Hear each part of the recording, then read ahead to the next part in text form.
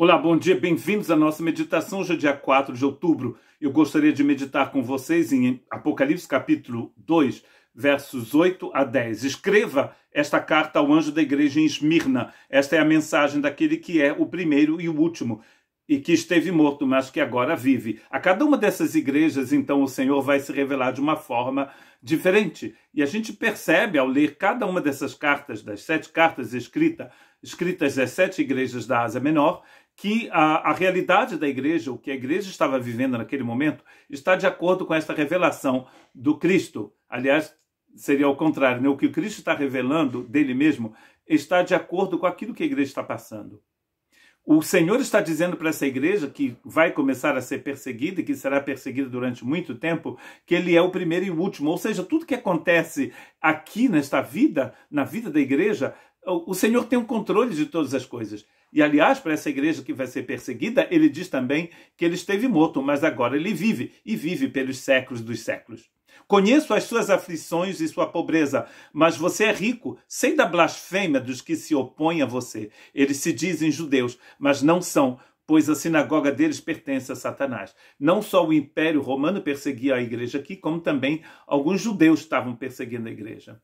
Essa igreja ela é considerada pobre aqui, humanamente falando.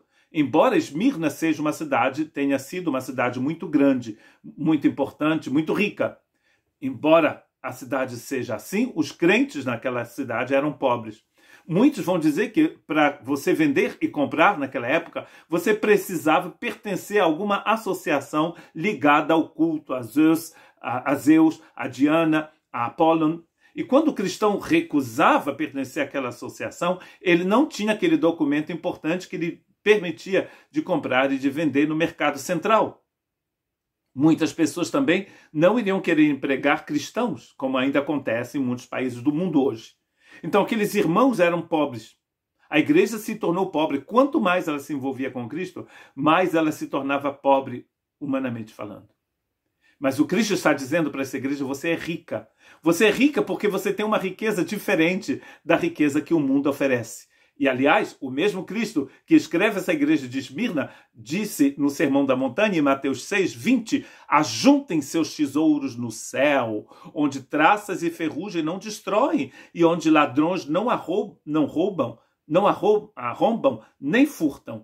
Então, o tesouro que a gente tem aqui vai ser destruído por traças, pelo tempo, vão roubar, né? Você pode viver num país onde se rouba muito, você vai perder o seu tesouro. Agora, aquele tesouro no céu, você não perde nunca.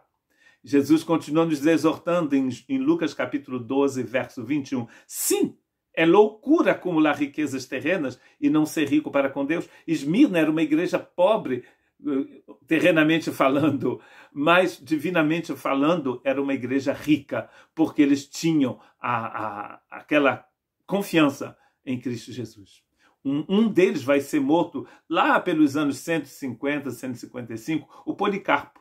E disseram para o Policarpo, negue ao Senhor. Ele era então um bispo da cidade de Esmirna, um líder importante na igreja. Com mais de 80 anos ele vai ser queimado vivo, depois de ter levado uma espadada.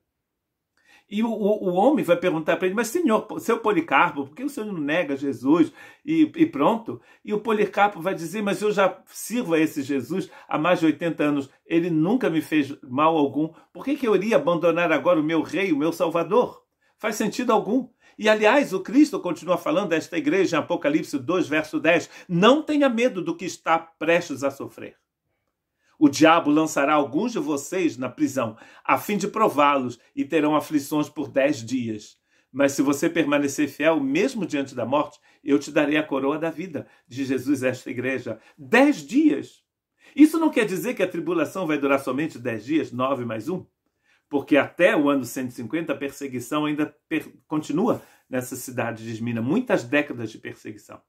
Mas para o Cristo, essas décadas de perseguição nada mais são do que 10 dias, porque ele é o primeiro e o último, ele tem um controle de todas as coisas, ou seja, um tempo que ele vai permitir, possivelmente para purificar a sua igreja. Muitos irmãos estão sendo perseguidos hoje, e talvez a solução para termos um cristianismo genuíno é que a igreja seja perseguida, para que ela possa deixar de lado as vaidades, as bobeiras, os poderes humanos que penetram na igreja. e que não pertencem à igreja, porque a igreja pertence a Jesus Cristo, como a gente viu ontem. Portanto, alegre-se com isso, ainda que agora, por algum tempo, vocês precisem suportar muitas aflições, nos diz 1 Pedro 1,6. E Pedro escreveu a sua carta exatamente a cristãos que estavam saindo da Palestina e indo para a Ásia Menor por causa da perseguição. E ele vai dizer que eles estão na Capadócia, em toda aquela região, inclusive por aí onde essas cartas vão ser escritas mais tarde, vão ser enviadas mais tarde. Então percebem que a perseguição aqui ela é controlada por Deus, e Deus está dizendo para Pedro: vocês vão passar por perseguição, mas alegrem-se. Não na perseguição, mas alegrem-se pelo fato de vocês estarem sendo perseguidos por Cristo Jesus, pelo nome de Cristo Jesus. Te darei a coroa da vida, diz Jesus à igreja de Esmina, e é o que ele está dizendo para cada um de nós também, ele nos dará a coroa da vida. No mundo tereis aflição. Tende bom ânimo, Jesus nos diz nesta manhã, nesta tarde, nesta noite, neste dia. Se você já tem Cristo, você tem a vida eterna. Ele é o primeiro e o último, aquele que esteve morto, mas que vive pelos séculos dos séculos. Que Deus te abençoe e continue firme com Cristo, mesmo que seja difícil, porque você já tem a vida eterna. E viver sem Cristo aqui é a pior coisa que possa existir, porque não só são 10 dias de tribulação que a pessoa vai ter, mas são 1000 anos de tribulação, ou seja, uma eternidade inteira. Que Deus tenha misericórdia de nós.